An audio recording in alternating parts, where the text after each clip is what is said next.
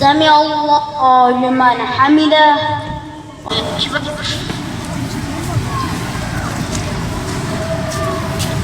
الله أكبر.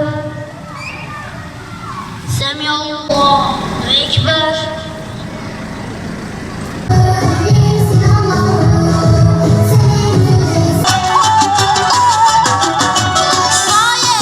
ولا تلبسوا الحق بالباطل وتكتموا الحق وأنتم تعلمون. Namaz Rabbe aracı, namaz müminin miracı, namaz dinin tacı, namaz kılmak erdemdir.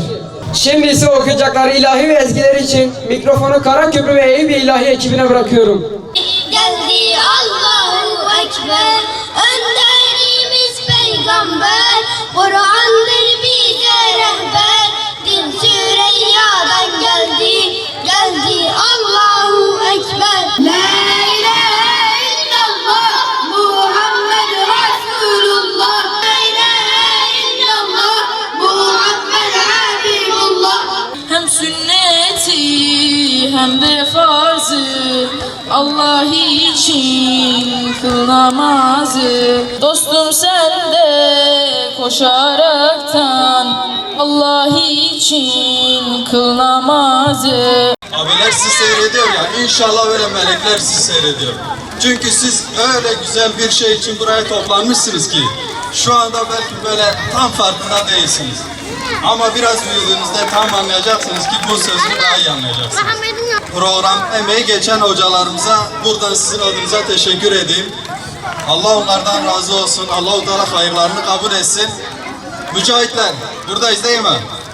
Şimdi onlar için belki en güzel şey, onlar adına yapabileceğiniz en güzel şey onlara böyle hayır duasında bulunmanızdır. Allah'a değil mi? Şimdi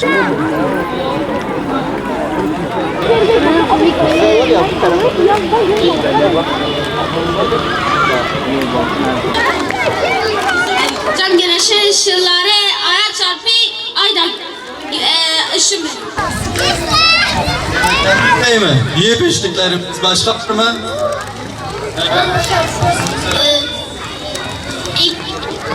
Evet, sen cevapla. Adını söyle. Esma cevapla. En büyük teşekkür ne?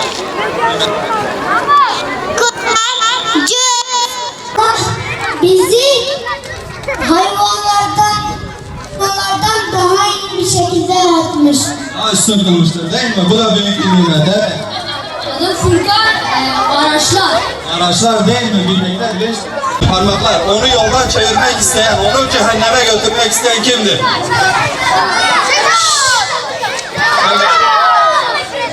Şeytan.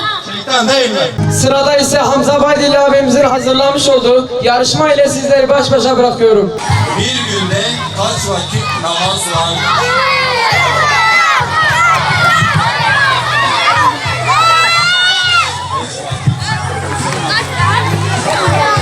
Namaz kıldıran kişiye ne denir?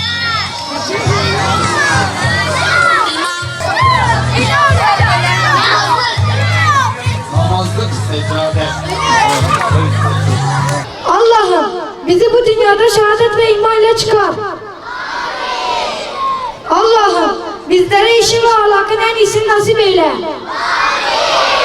Allah'ım bizlere kanaat etmeyi, sana hakkıyla tevekkül edebilmeyi nasip eyle.